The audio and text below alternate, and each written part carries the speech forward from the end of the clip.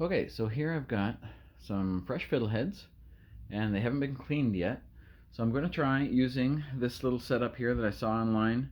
You basically cut a hole in the top of any sort of medium-sized bucket and seal it off, of course hooked up to your shop vac.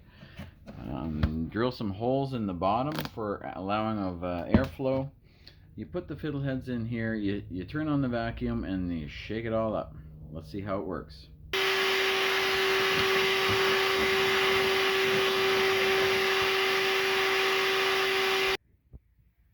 Okay, so I did that for about a minute with this many, and it wasn't too difficult, that's for sure.